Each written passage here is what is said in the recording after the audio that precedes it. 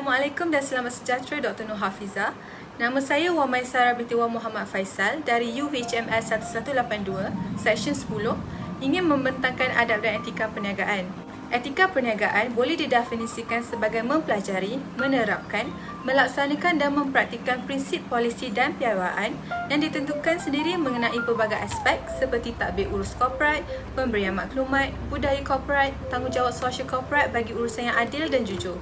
Standard prinsip-prinsip moral kelakuan perniagaan yang diterima oleh komuniti peniaga dan dunia perniagaan merupakan satu set nilai dan peraturan yang merangkumi peraturan yang baik atau buruk di dalam operasi perniagaan. Untuk lebih jelas, perniagaan adalah aktiviti yang melibatkan satu entiti melakukan pertukaran barang dan perkhidmatan untuk pentimbangan berharga. Proses ini berlaku dalam organisasi yang produktif di mana tujuannya adalah untuk mewujudkan perkhidmatan jual beli bagi mendapat keuntungan. Seringkali, pemilik perniagaan menghadapi kesukaran dalam membuat keputusan untuk memilih salah satu aspek iaitu sama ada beretika dalam berurusan atau berusaha untuk mendapatkan keuntungan kerana kontroversi antara pencapaian keuntungan dan etika keduanya. Dalam situasi seperti itu, panduan yang terkandung dalam etika perniagaan dapat membantu pemilik perniagaan untuk menentukan tindakan mereka di masa depan. Kajian tentang dimensi etika dalam setiap kegiatan bisnes seperti produksi, pengedaran, penggunaan barang dan perkhidmatan disebut sebagai etika perniagaan dalam bidang kewangan. Seterusnya, saya akan menerangkan tentang prinsip etika perniagaan. Yang pertama ialah kejujuran.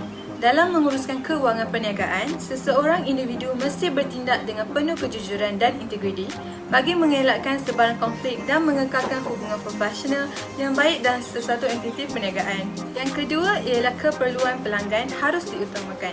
Setiap peniaga harus berusaha untuk memberikan perkhidmatan yang baik demi kepentingan pelanggannya. Keperluan mereka harus diberi keutamaan. Dan yang ketiga ialah menjaga privasi dan maklumat pelanggan. Memastikan semua maklumat dan transaksi pelanggan terjamin keselamatannya dan tidak berlaku sebarang pencerobohan oleh pihak yang tidak bertanggungjawab. Maklumat ini tidak boleh dibocorkan dan disebarkan di halayak ramai. Selain itu, ialah kepentingan etika perniagaan. Kepentingan etika perniagaan membantu menjaga perniagaan beroperasi dalam batas undang-undang. Ini dapat memastikan bahawa jenayah tidak dilakukan terhadap pekerja atau pelanggan yang terlibat. Etika perniagaan membina kepercayaan antara peniaga dan pengguna dengan meningkatkan ekuiti jenama secara keseluruhan. Dengan motif memimpin perniagaan dalam jangka panjang, setiap organisasi harus menjaga etika, adil dan jujur dalam setiap urusan mereka. Kesimpulannya, dalam senario persaingan sekarang, peniaga perlu bersikap jujur, beretika dan adil dalam urusan pelaporan, pematuhan dan lain-lain.